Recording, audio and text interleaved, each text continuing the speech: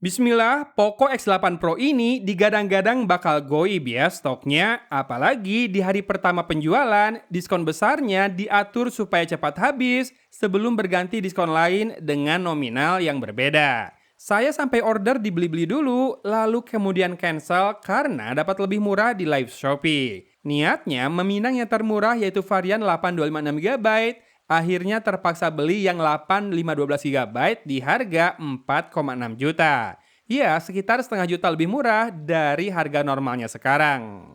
Worth it kah? Bisa jadi, tapi silakan pertimbangkan beberapa fakta yang berhasil saya temukan sebelum bungkus HP online yang satu ini. Yang pertama, soal iklan. Zaman now, audiens atau masa yang besar akan jadi target iklan. Begitupun di HyperOS, sang penerus MIUI ini. Iklan berupa notifikasi saran aplikasi untuk diinstal mungkin bisa kita mute dengan mudah, namun iklan saat membuka menu tema, aplikasi bawaan seperti File Manager ini akan muncul selalu. Butuh effort buat menutupnya atau bahkan sekedar menunggu iklannya selesai loading. Sebagian bisa diakali dengan menginstal aplikasi lain semisal Google Files, tapi sebagian lagi harus benar-benar dimaklumi karena ya memang ada harga pastinya ada rupa. Selama tidak intrusif, seperti muncul pop-up di aplikasi atau game lain yang tak ada hubungannya dengan HyperOS sih, saya masih bisa memahami. Nah yang kedua, isu soal layar kusam. Kalau maksudnya adalah vibransinya tak sebaik layar OLED lain, ini betul ya. Saya kebetulan ada pembanding dari smartphone mid-range yang pakai Super AMOLED Plus. Kalau diperhatikan dengan detail, reproduksi warna dari Poco X8 Pro ini terlihat lebih pucat, sedikit saja. Iya, tidak berlebihan dan juga tidak sampai mengganggu menurut saya, tapi mungkin banyak yang matanya super sensitif sehingga mempermasalahkannya. Buat saya, masalah yang lebih besar di Poco X8 Pro ini adalah AOD-nya yang hanya bisa 10 detik saja. Iya, sayang banget ya, karena dimensi layarnya sudah sangat enak buat dipakai sehari-hari, mengingatkan saya pada iQOO 15R dan sama compactnya dengan Oppo Find X9 yang jadi perangkat Android utama saya. Lalu yang ketiga soal kamera, sebetulnya ini adalah sektor yang awalnya paling saya khawatirkan. Maklum, HP performa biasanya ngorbanin sektor ini dengan alasan gamer nggak butuh foto-foto. Lah ini bagus ternyata ya hasilnya. Bahkan selfie-nya aja menurut saya Instagramable kok. Lain cerita kalau perekaman video kamera depan, tapi hasilnya juga masih usable, even audionya masih kepake. Untuk kamera belakang juga disunatnya di lensa ultrawide saja, lagi-lagi mentok di Full HD 30 fps. Nah, lensa utama bisa diajak rekam di 4K 30 fps, yang meski hentakan langkah masih terasa membuat sedikit jitter, namun saat panning dan tilting hasilnya sama sekali tidak terlihat jelly. Artinya, ACE-nya bekerja dengan baik sewajarnya, tidak eksesif. Jika butuh lebih stabil, ada juga steady mode yang letak opsinya memang agak tersembunyi dan mode ini berjalan lagi-lagi di Full HD 30 fps. Sensor Sony IMX882 yang kabarnya jadi cikal bakal LYT600 juga bisa diajak foto-foto objek dengan cukup detail. Tuningan warnanya juga oke dan beberapa filter bawaan bisa dipakai untuk memberi tema tertentu. Tidak ada anomali dalam hal metering, soft focus atau over processing, jadi kameranya oke kok buat HP 5 jutaan walau memang nggak sampai taraf istimewa. Saya jadi ingat Poco X6 Pro dulu, kan memang juga cukup handal ya dalam hal imaging. Anyway, seperti biasa sampel lengkap dari kameranya akan ada di akhir nanti. Sekarang masuk ke bahasan keempat yaitu performanya. Ya, ini adalah sektor andalan dari HP-HP-nya Poco. Dimensity 8500 Ultra di harga 5 juta, indis ekonomi sih bakal sulit didapatkan di produk lain. Skor Antutu tembus 2 juta dengan storage test 183 ribuan yang artinya pakai UFS 4.1, sedikit banyak jadi patokan level performanya ada di mana. Lalu settingan grafis PUBG Mobile yang bisa smooth ultra extreme atau HDR Extreme Plus hingga Ultra HDR Extreme.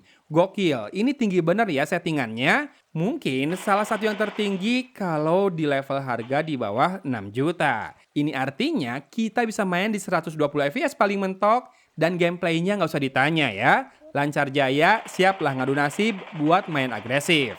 Layarnya juga responsif, grafisnya mulus, Jadi enak juga ya, apalagi speakernya stereo meski tidak simetris. Jadi bisa main tanpa headset. Suhu selama satu sesi juga hangat-hangat tipis saja.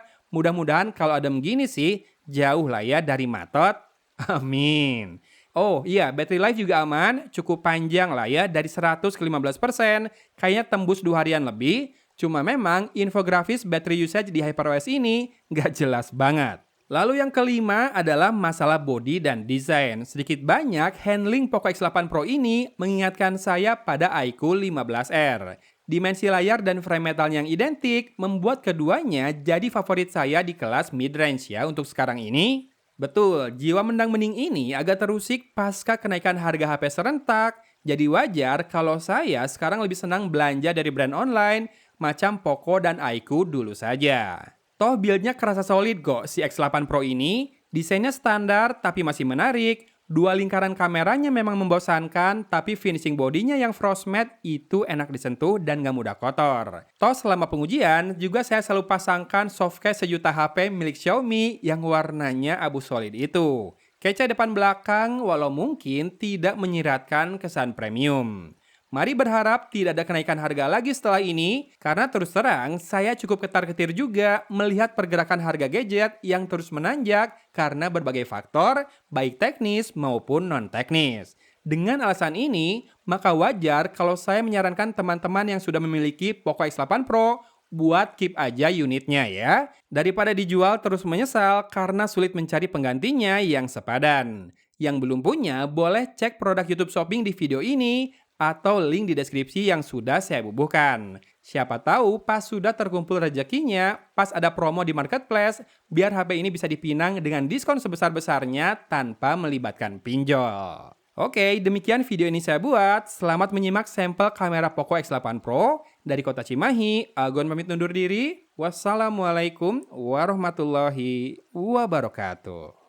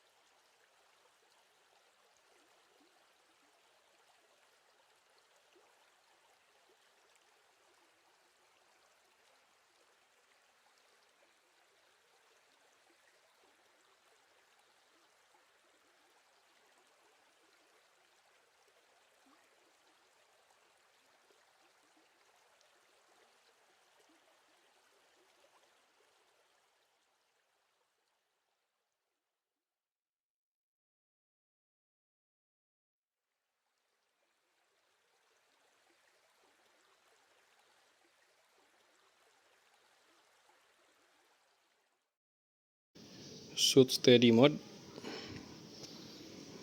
kita sambil jalan putar-putar. Kerasa nggak goyangannya? Di Full HD 30 fps doang ya. Ini di mode normal tanpa shoot steady mode, bisa di 4K 60 fps sih mentoknya. Cuma video saya render ke 30 fps juga. Kerasa ya, yang shoot steady tadi lebih nge-crop. Kalau pakai ultra wide kayak gini, lebih lega lagi, tapi berkurang bokehnya ya.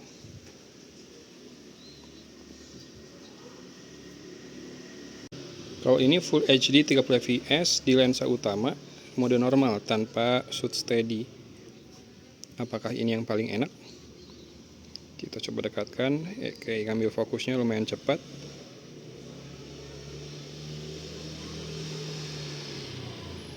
Hilang fokus, hilang fokus. Fokus lagi, fokus lagi. Oke.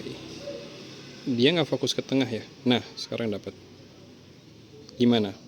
Untuk audionya juga dicek. Dan kalau di Full HD 30 fps bisa pindah lensa langsung. Barusan suaranya kepotong nggak pas pindah lensa? Ini kalau rekam video indoor di kondisi jam 5 sore tanpa lampu ya.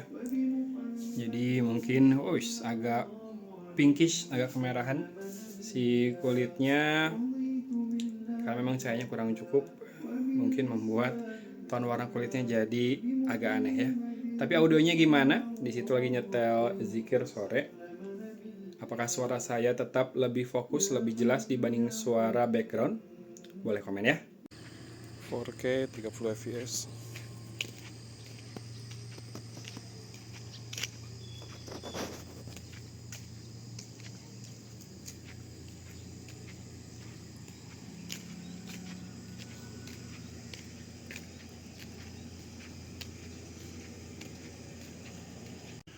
Ultra wide cuma bisa di Full HD 30 fps ya.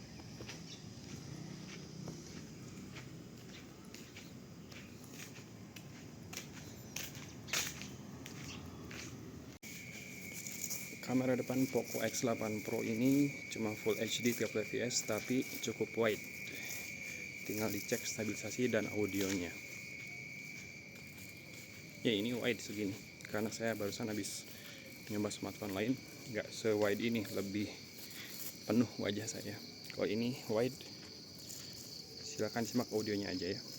Ini ada suara serangga tapi nggak ada keributan lain. Gimana?